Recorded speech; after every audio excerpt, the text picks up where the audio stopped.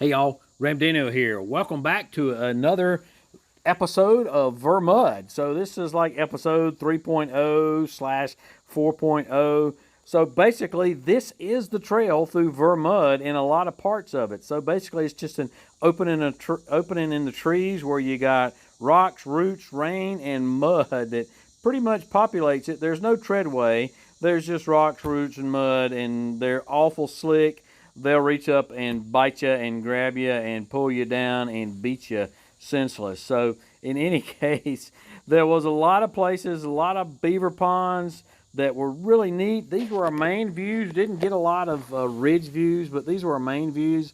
And I kept looking for a moose to walk through there so I could send it to my wife, Miss Ramdino, who would love to see a moose. But in any case, did see some great views back there in the back country that makes this area awful pretty.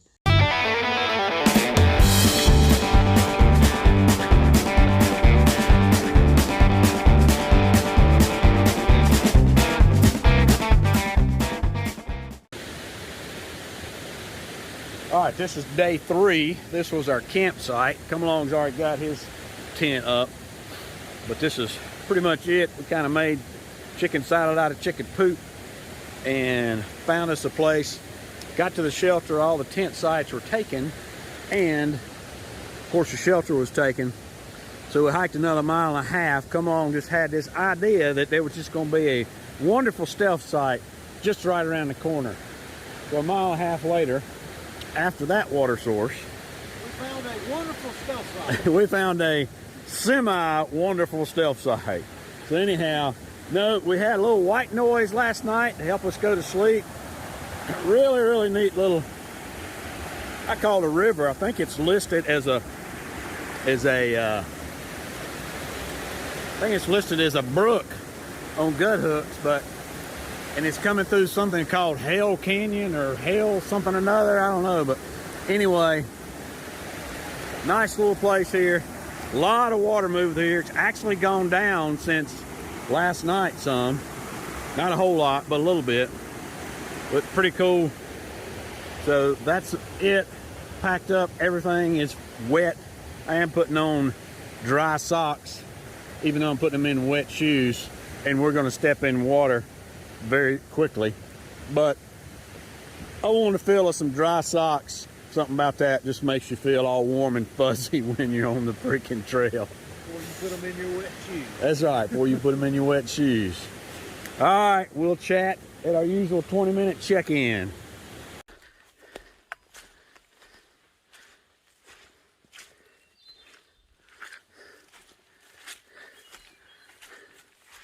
All right, so this is probably the 20 or 30 minute, probably more likely the 30-minute check-in. Rained all night long, so the trail, of course, is muddy as all get out. And figure it'd be a day of dodging mud again, and probably in about 6 hours, depending, we'll be fighting bugs.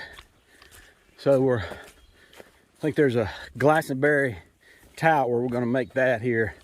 It's about 7 miles. So make that in let's see, probably 3 hours or so. No, 4 hours. I don't know. We're only hiking 1.5 miles. I see Come Along's come out of his rain jacket, as have I. Get back to you in a minute. All right, we'll touch base with Retread back there. I think that was Porcupine Overlook or something. But touch base with him. We're going to try to make it all the way to U.S. Forest Service 71 and maybe come out for the night. Go dry our stuff off. Pretty much everything's sopping wet, including my my pad. So trail's pretty much been the same. Mud, rocks, and root. Ow. And we're about 2.5 from the shelter. We'll stop and try to dry some stuff off. I don't know if we're gonna make it all the way to retread today or not. Sure be nice, but it was gonna turn into like a 17-mile day, and that would have been another 2 miles further than we went yesterday, which I was a mile and a half past empty anyhow. But the shelter sites really populated. We're getting there late in the day. I guess we stopped at Cogden Shelter, and folks there we were eating lunch at about 1 or maybe 2, and they were coming in for the day, setting up camp. So I don't know why people do that. I guess that's their hike. That's cool. But anyhow, if I got some daylight, I want to keep hiking. It does, of course, down in the woods like this get darker quicker, but doesn't get plumb dark till 9:30. Interesting. Hadn't thought about this, but so we're further north than I typically am. Obviously, live in North Carolina, and the sun's usually up, like starting to get daylight this time of year at 5:30. I woke up last night and it was daylight. I looked at my phone and it was 4:30 in the morning. So being this further north, the sun comes up earlier, so you got, I guess, longer days. Reminds me of the time I went on a mission trip in Alaska, and the pastor we was working for, he said, "What time y'all want to eat supper?" And I said, "Well, back home we're on a mission trip. We don't eat till sun goes down." He goes, "Well, you won't be eating for 10 days because sun don't set here." That was 80 miles north of the Arctic Circle in May. That was amazing to me to see the sun never set. We were out fishing on the river there after we'd got done work for the day. Looked at my watch, it's 2 o'clock in the morning. I said, "Guys, we got to get going. We got to get up in 4 hours to go to work." So anyhow, all right, we're gonna keep on going. Had a spot here where the trail wasn't too bad. You can see all the mud in it though, and the rocks, and the roots, and you got to do your best to dodge it. Sometimes you can't, and you just get wet. My socks right now, I switched out to some dry pair. Boy, it feels so good, even if you put them in wet shoes. But your heat will, from your feet and walking, will dry your shoes out somewhat, as long as you don't have Gore-Tex. Those take a whole lot longer. So I hadn't had water over top into my nylon netting on my shoes yet, so we'll see. All right, keep on going. I'll chat with you later down the trail. All right, this is the view out of Glastonbury Tower. Ain't one. And it's windy up here. So if you got a day like today, you just stop at the shelter and eat. There is water right before the shelter, and then at the shelter is a pipe spring. We were dumb enough to climb all the way up this heathen, thinking they'd have glass in this, it wouldn't be windy up here. I don't know what in the name of Ned I was thinking. We're gonna hunker down here and eat some lunch. All right, I have decided that we are not hiking a trail. This is not a trail. This is an opening in the trees. I haven't seen a treadway all day. It's been nothing but rocks and roots. Wait a minute. Oh, here's what a trail is. Oh, shit. And mud. I've had my shoe tried to get sucked off of me 3 or 4 times today by the mud. So, if this is your idea of fun, come on. The end of a long day, and we're not there yet.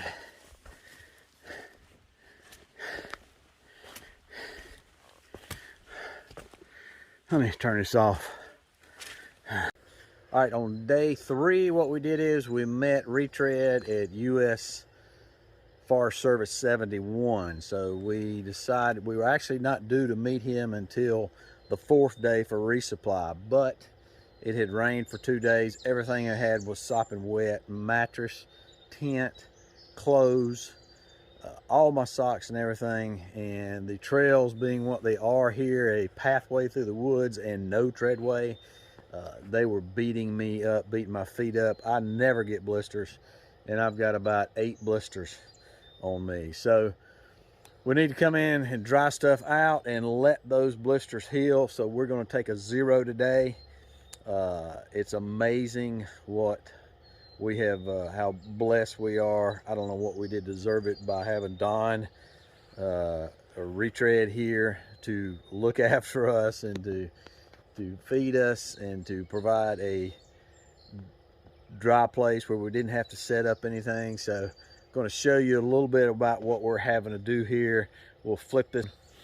And so basically what we're doing here, this is Don's RV, and sleeps 3 men very comfortably. We are drying everything in our pack. We've had a pack nuclear explosion here, so everything we got we are drying out, and then we're actually going into town also for our clothes, and might as well, we're going to have to dry them in a dryer, but might as well go ahead and wash them as well. So anyway, this is our hostel on wheels for the night. And Don got up this morning and fixed us blueberry pancakes. And I'm going to tell you, fresh ground, if you're watching this, that Don, his pancakes rival your pancakes, your banana pancakes. That's just all I'm going to say about that. But I'm going to show you around in here right quick. So where John's sitting, that breaks down into a bed that, a little short, I had to sit catty corner, but I was good to go on that. There's Retread, the trail angel of all trail angels. All of a sudden, this guy's lips sealed. That's right. As soon as the cameras go on, he quits talking. So where Don's sitting, that breaks down into a nice double bed for come along. I hope he enjoyed that. There's where our meals were prepared with excellent quality, and so we just appreciate Retread and everything he's doing for us. And we're sitting down there trying to figure out what our options are for slack packing. And he actually already had some options put together, so he's already done some planning for us. So we're looking at that and everything. But anyway, Retread, we just appreciate everything you're doing so far. This has been awesome, and saved us yesterday because our feet were just beat up. So anyway, we're going to keep going on here and drive everything out today and get back on the trail tomorrow.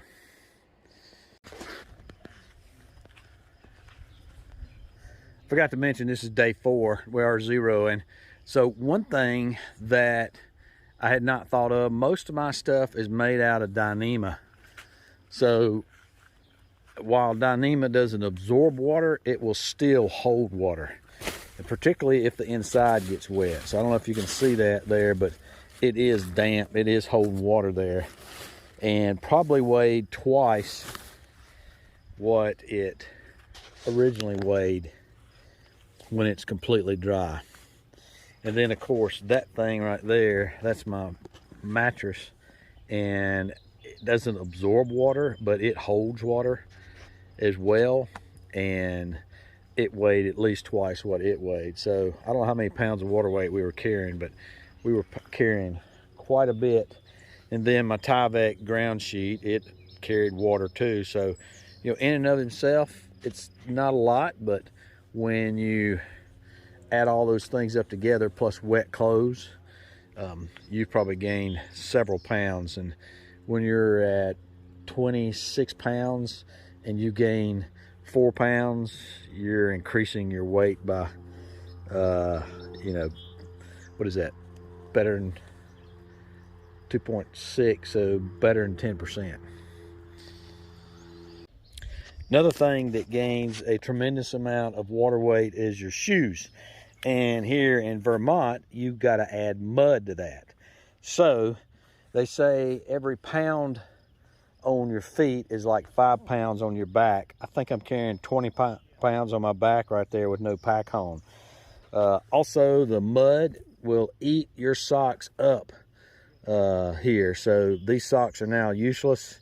They did not have all those holes in them before, and they, you know, wherever I've got the blisters, they've worn so much through that these are now worthless, so I'll be tossing those.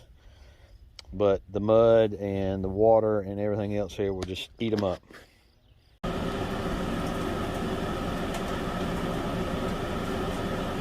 This is retread. He's fixing dehydrated. What is this? Dehydrated what? Yeah, shrimp and linguine.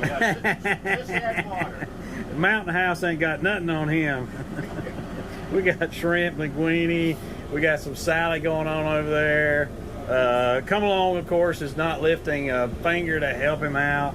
Of course, I've got to be, oh, look at that. Oh my gracious. That's our trail food. And we're awful excited about it, I can tell you that. Okay, guys, help yourself. So one thing about Vermud is that we had all this rain, and it was great because we had a lot of really neat waterfalls. But along those waterfalls, also we ran into the trashy element of the trail. So here's some real hiker trash. So we ran into Hulk on the trail. That was awful neat. We were sitting there getting water right before Glastonbury shelter, and Hulk walks up, and then right behind him is quicksand. So that was awful cool to sit there and get water and just chat with them, take some selfies, and we just had a ball. Great, real people in the world, and it was really neat to just catch up with how things are going with them on the trail, and just how things are going with their hike in general. They're not immune to the mud just like we are, so you know there's no secret to hiking through it. You just step right in it. If you can't avoid it, obviously big places like this you can't avoid it. But once you get through it, and you know, if you're fortunate enough to have somebody like Retread, then you can get to a trailhead and you get into town and have some real trail food. So we stopped by the Yellow Deli there, and that was awful neat.